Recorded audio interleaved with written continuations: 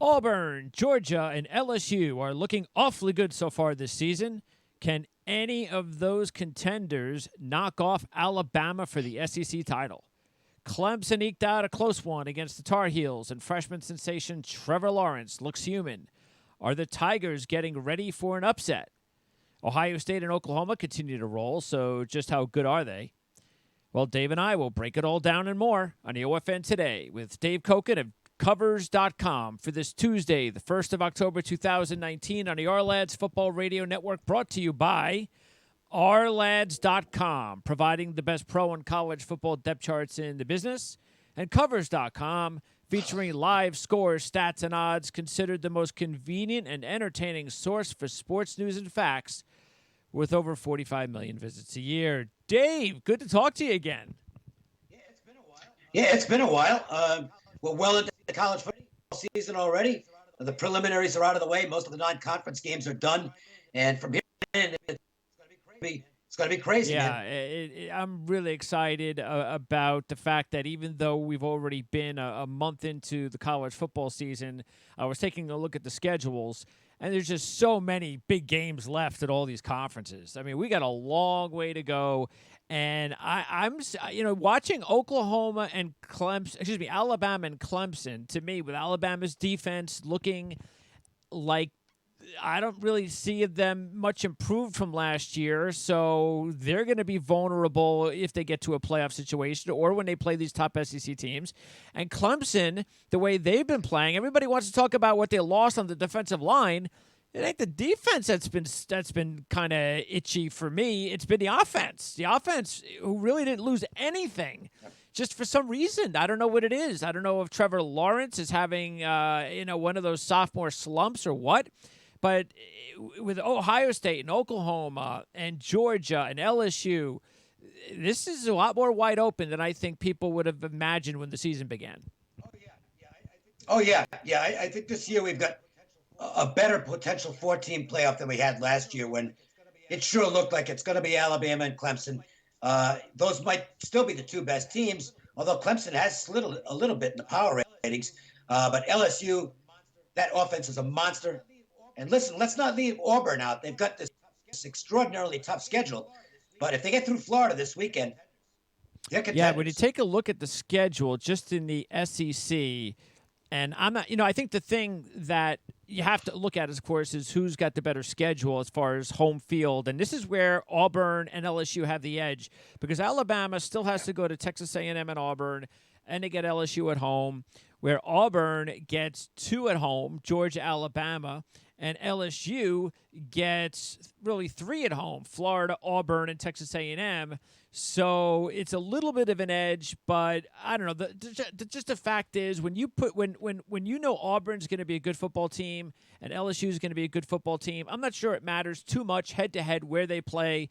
I can't see any team in the SEC going undefeated. I think we might get 2 one-loss teams in the SEC going to the playoffs, but I just think it's going to be almost impossible for any of these SEC teams to run the table. It's going to be tough, that's for sure. And of course, the one that's making most of the noise outside of the SEC now, and of course, Clemson, of course, is Ohio State, which has just been dominating everybody they play. They have been spectacular so far. Yeah. Now, what do you think about? We've seen this before with Ohio State. It's a system. They bring in a new quarterback. Day's been there to take over from Meyer, so everything's off to a great start. Expected maybe to get a little bit of a tough game on Saturday night. Maybe Ohio State was sick and tired of hearing everybody all week talk about how they've been upset in that spot. Who knows? But Nebraska's been a big disappointment. I don't know what to expect this week against Michigan State, because Michigan State's defense had looked so good all year. And then this kid Penix goes out and has a great game. And if he could put up 31 points, I'm afraid what Fields is going to do against him.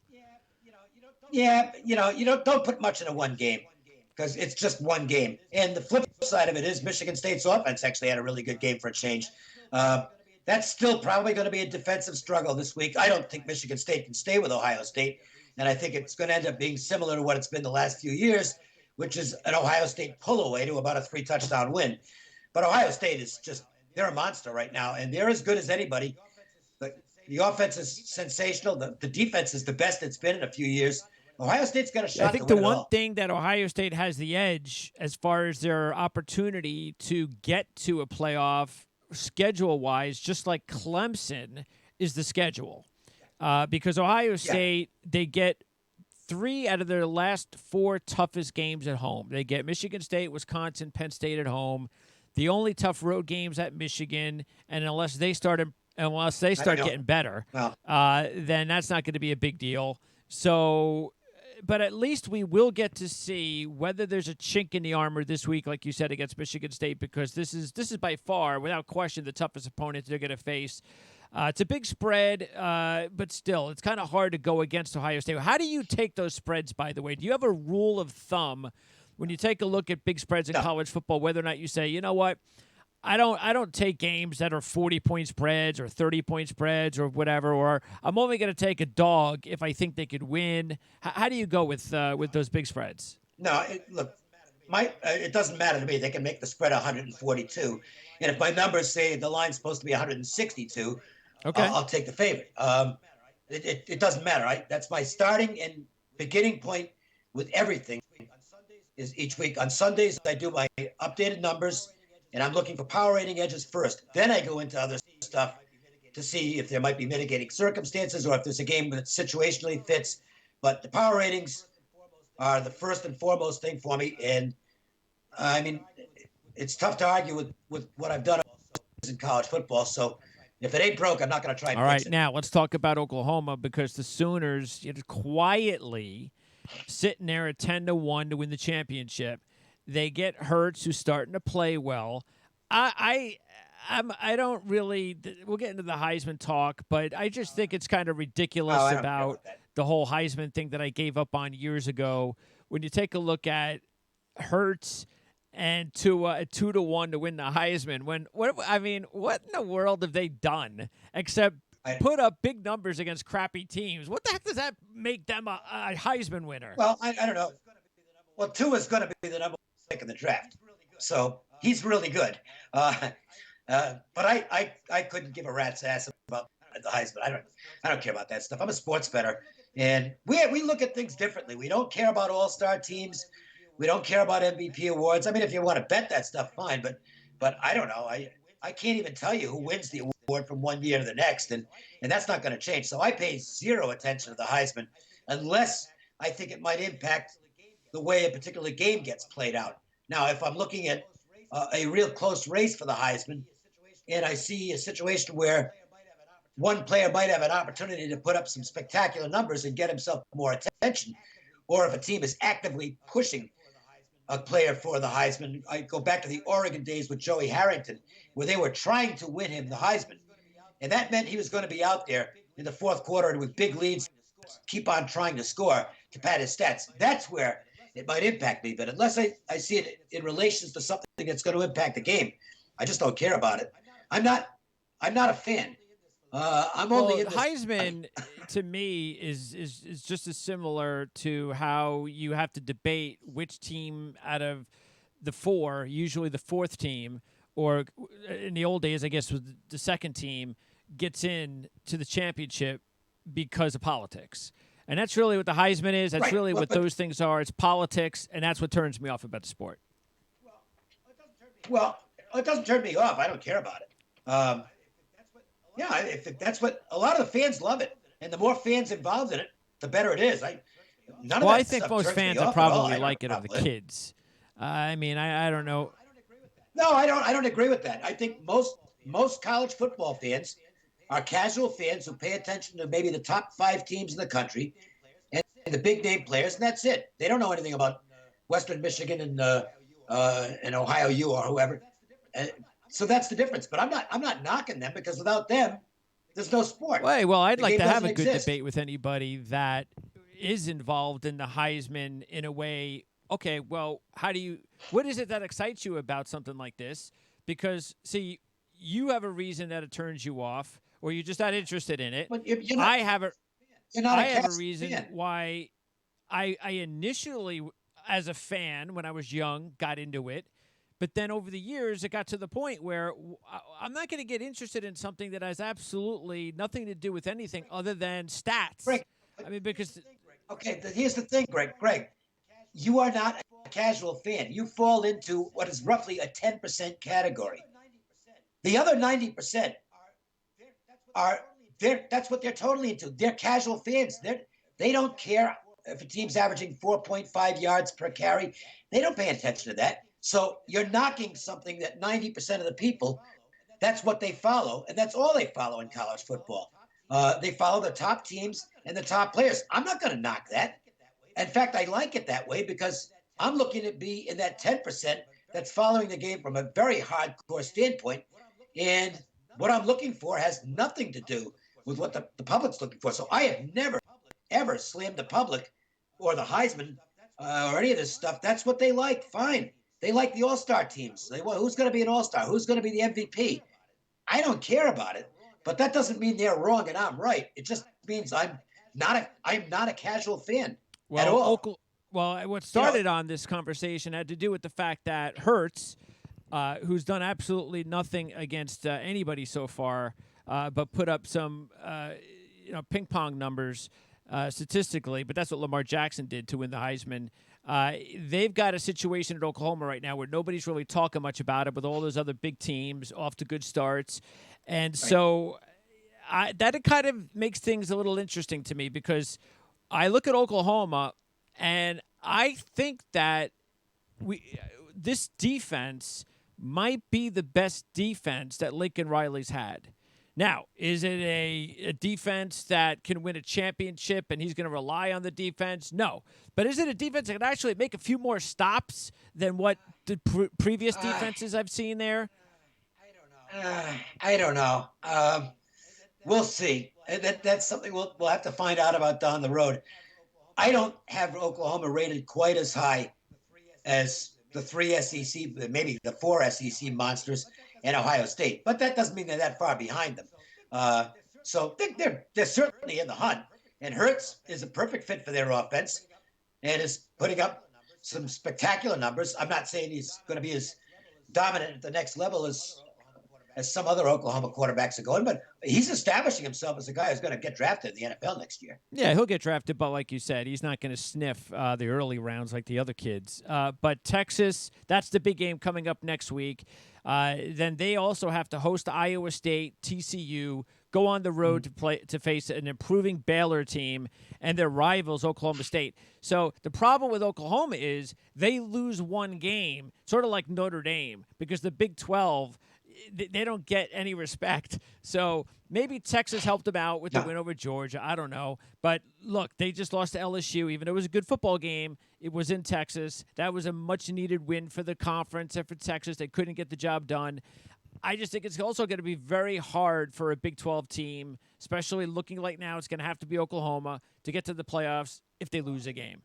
Well, it depends. It depends on what happens with the other teams in the other conference.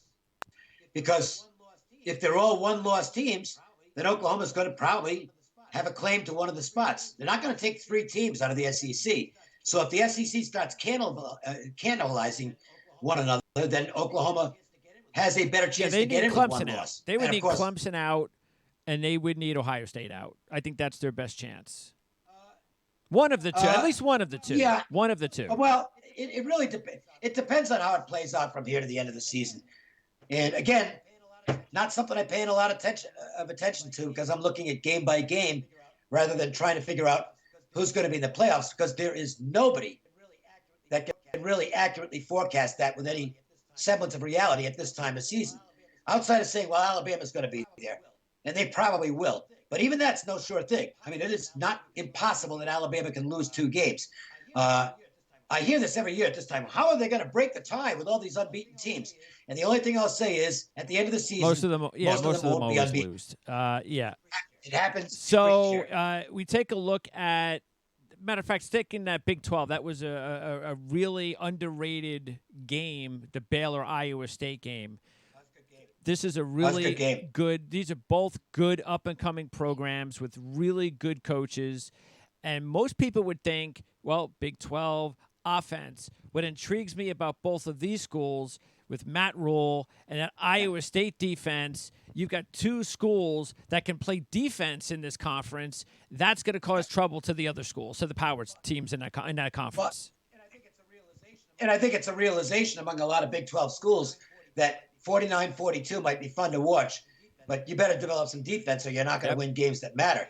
And this game this Saturday is what. There's some great games in the schedule, but this matchup between Yeah. Iowa Yep. State and TCU it's a really good matchup. You get Max Duggan is now starting for TCU, and adding to the intrigue here, he's a very good recruit who's maybe a little ahead of schedule. He's a true freshman. But what adds to the intrigue here is that he's from Council Bluffs, Iowa. Okay. So there's going to be a lot of local fans out there, and this is a big hype game. Iowa State has taken 2 losses so far. They could have won both those games against Iowa and Baylor, but they really can't afford another loss if they want to be in a major bowl at the end of the season. So this is a really big game with a lot on the line. I have a tendency to think it might be a better spot for Iowa State. It's an awfully big spotlight game for Duggan, and I'm not going to say he's going to be a deer in the headlights, but I think he's going to see some things from the Iowa State defense that he hasn't seen previously. There could be some confusion there, and even though Iowa State lost last week, I think they get a lot of confidence out of that great comeback in the fourth quarter, down 20-0 at Baylor. Actually took the lead, and unfortunately for them, they lost on a late field goal. But I think Iowa State with Purdy is going to be a very confident squad. And I think this will be a good game, but I think the Cyclones are going to pull it out. Actually, if you take a look at it, Iowa State has won 4 straight Big 12 home games, but they've never won 5 straight Big 12 home games in a row. So that's that. Well, I don't know What's how that? much that means because I don't know how much that means because they've only been a respectable program that's the whole for like point. 2 years. That's the whole point to So, let everybody know because not everybody that listens to this show or watches it's an expert. So exactly how far this program has come under Campbell. And also, they're 7-0 since 2017 in October versus Big 12 teams. That also coincides with Matt Campbell pretty much taking over. And I bet you probably didn't know this, but 3 teams in the Power 5 have avoided losses of over 14 points over the last 3 years in the regular season. One of No, I wouldn't have any idea. Alabama and Washington. Okay, you could probably think that that's not a bad prediction, bad guess. The other team is Iowa State. So there's, in other words, here's like you were mentioning, down 20-0. They're not used to being down such a big deficit. They're in a lot of close games, and they've lost a lot of big close games like the Iowa game, but they've also won some big games like the last time TCU played at home at Iowa State, which is a really big win for Iowa State. I agree with you. I like Iowa State in that game. Bailey, by the way, the defensive lineman's banged up for the Cyclones, so he's their best defensive lineman. They don't want to miss him in that one. What about the Pac-12? Speaking of Washington, with Oregon and Washington losing, if the champion runs the table, do they have a shot? Do you think? Okay, and who do you like? Who do you like? You got Washington with a win over USC. They're at Stanford. Not sure if Costello's going to play this week. Of course, we've seen some strange things in this conference for years, but even just the last couple of weeks, UCLA's big win over Washington State. And then last week was kind of strange because Tate doesn't play, Taylor doesn't play for Arizona. The quarterback gets hurt for UCLA. Felton, some strange reason. I'm wondering, is he suspended? What the heck's going on here? Why isn't this kid getting touches?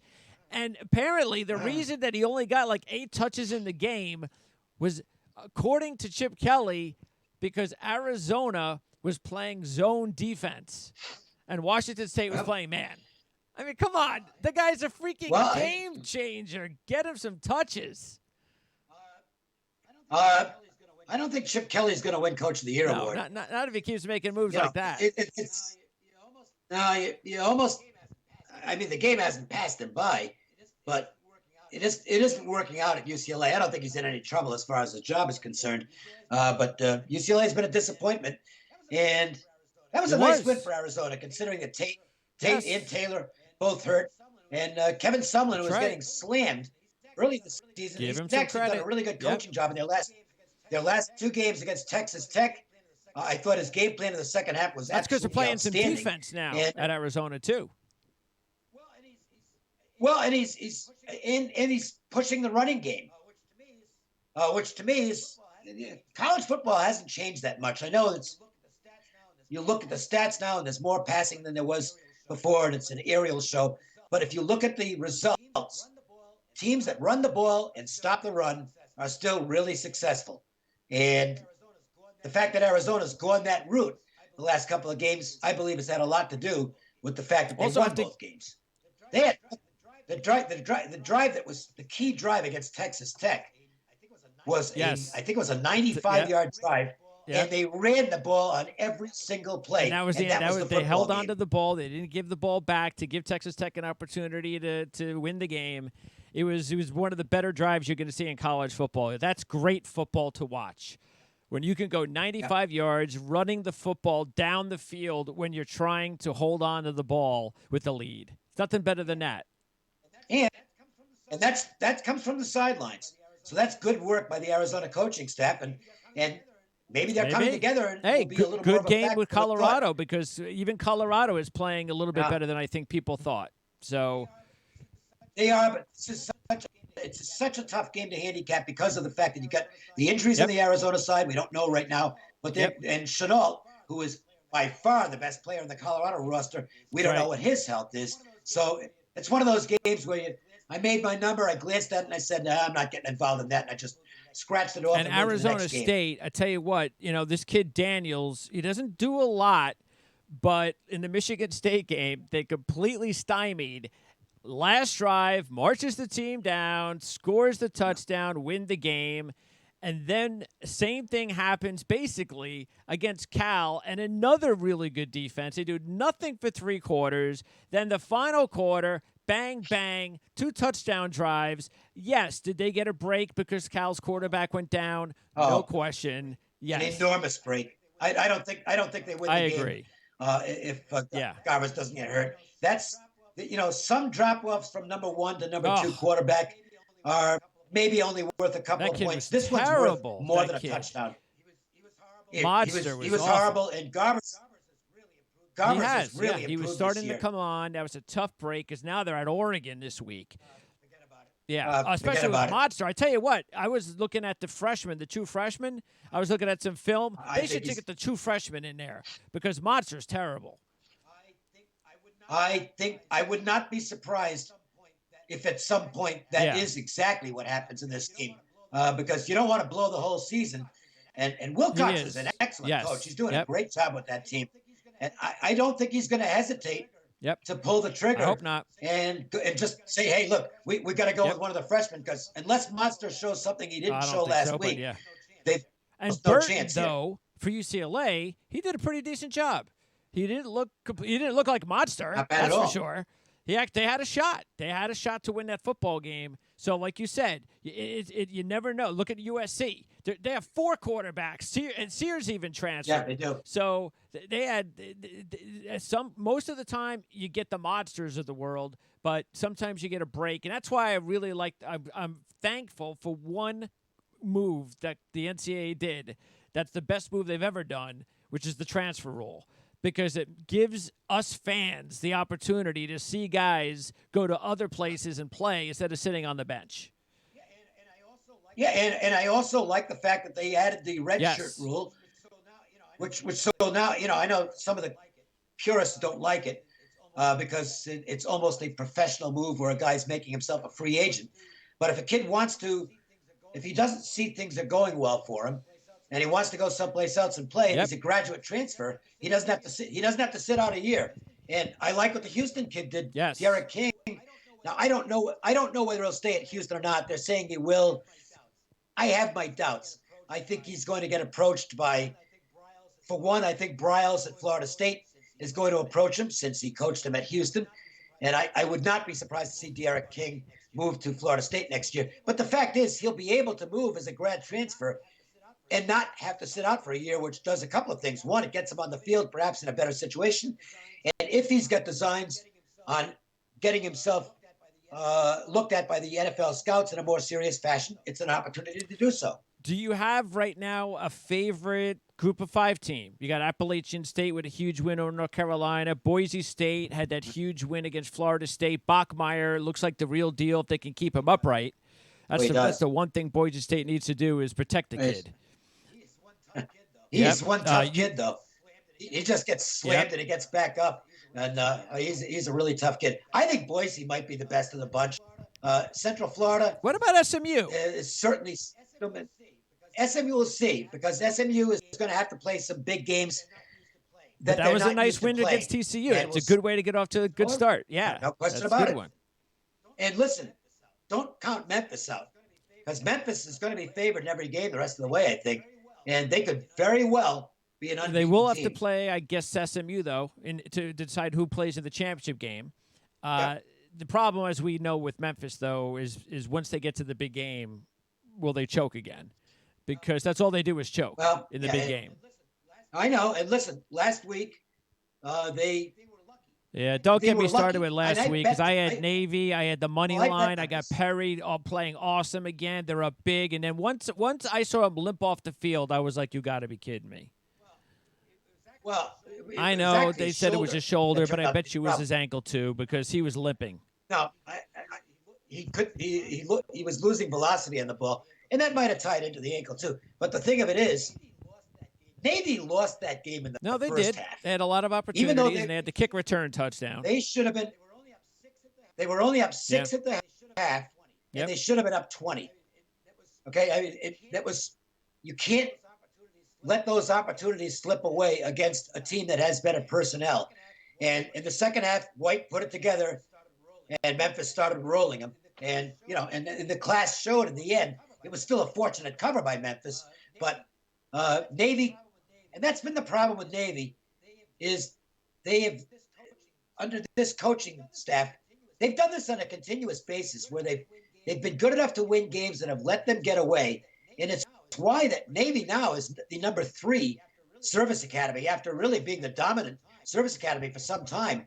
Air Force and Army are both ahead of Navy now, and I think Air Force will go in and find a way to get out of there with a win this weekend. It's one of the better games of the schedule, actually.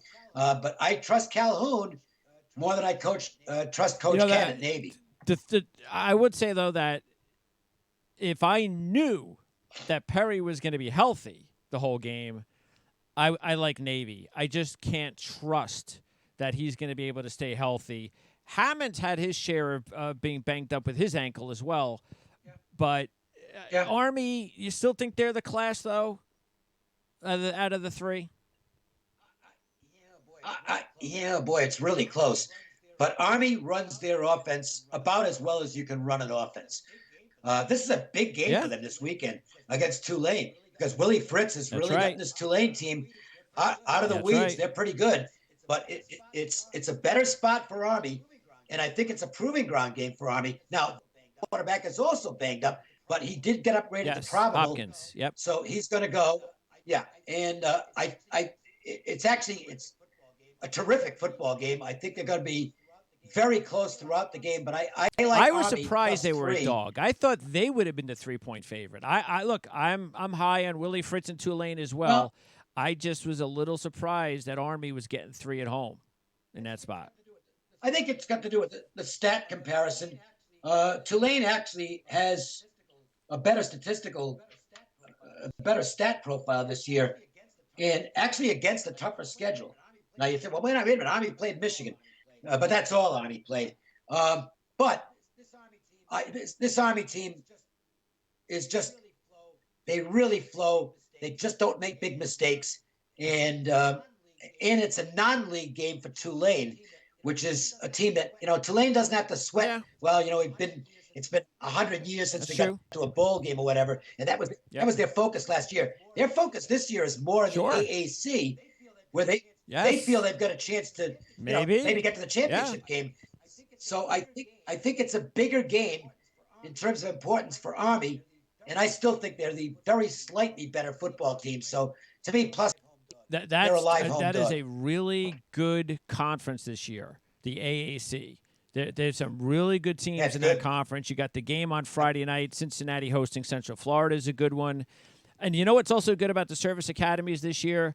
Air Force has Hammond, Army has Hopkins, Navy has Perry. It's been a long time that all three of those programs have had really good quarterbacks piloting those triple options. Yeah.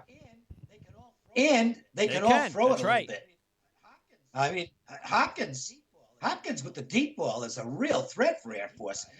I mean, Hammonds, I should say, he gets it down there. He's got a great arm, and he looks like a kid who could have played quarterback at any major college. He's a really good player. That was a lot closer game than people, if they didn't watch the Boise State game, that was a very close football game. Air Force had their chances to win that football game. The Air Force it's weird how this happens. It's happened twice to them now, and it didn't matter in one of their games, but it did matter in this game. Air Force has screwed up great drives going into the halftime break with turnovers twice now. And the 6 points they didn't get in one of the games didn't matter. The 6 points they didn't get, and they didn't even get 3 in the game against Boise, really hurt them. Again, you cannot, if you're the second best team in personnel, don't give away scores. They're going to come back to haunt you, and it did against the Air Force. A couple things in that game too is they lost Hammond for about a quarter, and also they were late third. I think they still had the lead at that point. Boise had like a 3rd and 10, about Air Force 40-yard line. They had sacked Bachmeier. The ball was loose. Air Force couldn't recover the fumble. Boise gets it, goes for it on 4th down, scores a touchdown on that drive. Hammond's out for a quarter. Game is over. So that's how quickly a game like that could turn. But that's why when you've got a team on the ropes and you're on the road and you're a dog, you got to take advantage of every opportunity. Yeah, it saved Boise, because if they lose that game, they're probably not involved in January 1st. Instead, they get out of there with a win. They've got a bye week this week. Well, no, actually, they're playing. They're at UNLV. Time for a new coach, Tony Sanchez. I guess he's had a. Well, look, Tony survived last year because a very influential booster saved his job. They're going into the new stadium next year, and barring some kind win of this week. turnaround that beat Boise. That'll save your job. Yeah. Get it done on the field. Unfortunately, if they beat Boise for 10 minutes in the game, they'll be doing well. All right, Dave, appreciate it. We'll talk to you again next Tuesday when we have a lot more of these games to talk about. And let's just hope that this season takes its time. I want to take my time with these football seasons. They go by too quick. Everything goes by too quick at my age. All right, Greg. Take care.